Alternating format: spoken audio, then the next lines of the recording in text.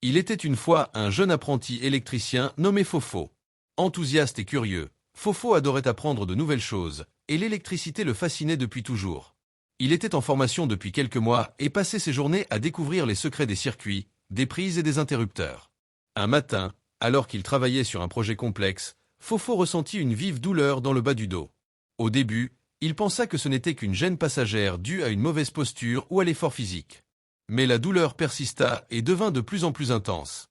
Finalement, après plusieurs jours de souffrance, Fofo décida de consulter un médecin.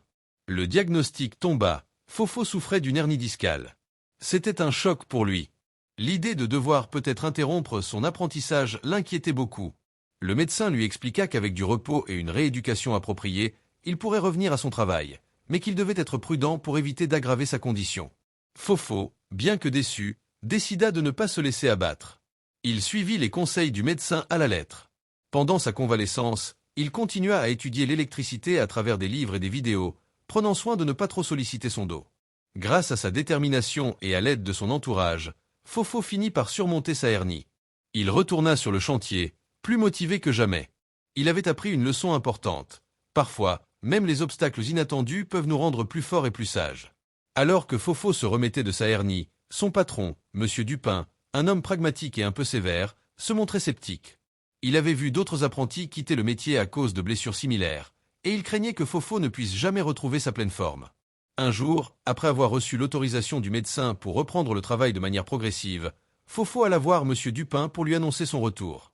Cependant, au lieu de la réaction enthousiaste à laquelle il s'attendait, Fofo fut accueilli par un soupir. « Écoute, Fofo, dit M. Dupin en croisant les bras, je ne veux pas te décourager, mais avec ta hernie, je doute que tu puisses continuer dans ce métier.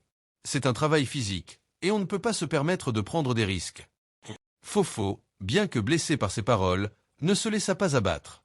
Il savait que son corps avait besoin de temps, mais il était déterminé à prouver qu'il pouvait encore être un bon électricien, malgré son problème de santé. « Monsieur, je comprends vos inquiétudes, mais je suis plus déterminé que jamais. J'ai suivi mes séances de rééducation, et je suis prêt à travailler différemment si nécessaire. Je suis passionné par ce métier, et je ne compte pas abandonner aussi facilement, répondit Fofo, avec un regard plein de détermination. Monsieur Dupin, un peu surpris par la réponse de son apprenti, resta silencieux un instant.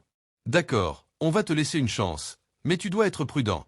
Si jamais je vois que ça ne fonctionne pas, tu devras envisager une autre voie. Fofo accepta le défi. Il adapta ses méthodes de travail, prit soin de son dos, et utilisa intelligemment les outils et les techniques qu'il avait apprises pour éviter de se blesser à nouveau. Petit à petit, il regagna la confiance de son patron, en montrant qu'il pouvait encore exceller dans son métier malgré sa condition.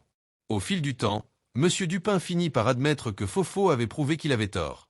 Non seulement il était revenu au travail, mais il avait également développé une meilleure compréhension des limites de son corps et de son environnement. Fofo devint un exemple pour ses collègues, montrant que la volonté et la passion pouvaient surmonter même les défis les plus difficiles.